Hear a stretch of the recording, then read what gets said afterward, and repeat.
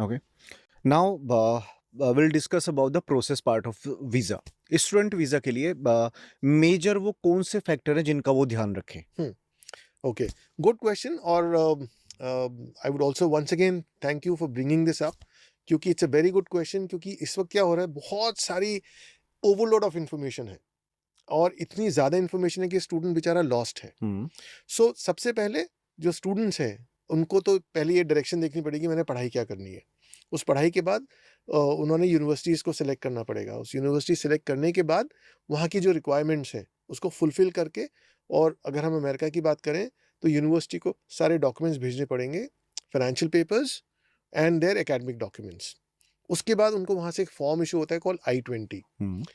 अब I-20 जब आ जाता है, अब ये बहुत हल्ला मचा हुआ है कि यार वीज़ा डेट्स नहीं मिल रही हैं, हमको किसी थर्ड कंट्री में जाके अपनी वीज़ा अपॉइंटमेंट लेनी पड़ेगी, और या बहुत सारे ऐसे जो एजेंट्स हैं वो कह रहे हैं कि आप हमारे पास आओ, हम आपको for a cost visa date दे देंगे.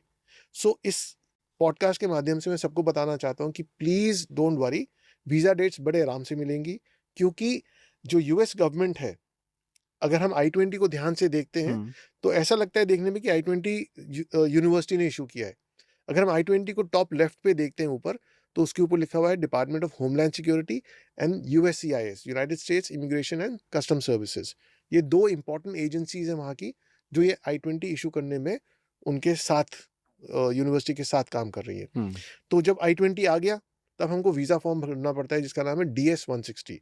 DS का मतलब हो गया डिपार्टमेंट ऑफ स्टेट. सो अब 3 डिपार्टमेंट आ गए, homeland security, USCIS and the department of state. तो ये तीनों आपस में बात भी करते हैं. नंबर ऑफ I-20s जो इशू करी हैं वो इनके पास भी आती है नंबर्स.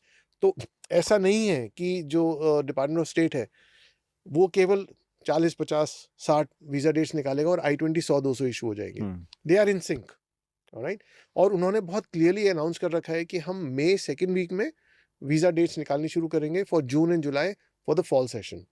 और ऐसा भी नहीं है कि मतलब सिर्फ कुछ ही घंटों के लिए डेट्स निकलेंगी, बहुत सारी डेट्स निकलेंगी. जितने स्टूडेंट्स हैं सबको डेट मिलेगी. तो स्टेप 1, गेट योर I-20.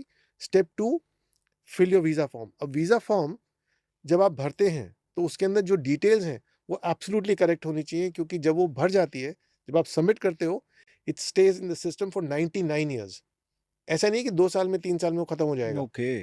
तो ऐसा नहीं है कि अमेरिकन एम्बेसी में सबको कहता हूँ कि you know they are not working on typewriters, they working on computers. वो दुनिया को सिखा रहे हैं और वो यूज़ नहीं कर रहे हैं. तो ये बड़ा एक ना, बहुत सारा लोग ये कहते हैं कि यार ये तो पर्ज हो जाएगा उनका रिकॉर्ड. ऐसा नहीं होता है. 99 ईयर्स तक रहता है जब आप फॉर्म सबमिट कर देते हैं. जो फॉर्म सबमिट करने के बाद then you have to create your profile and pay the visa fees.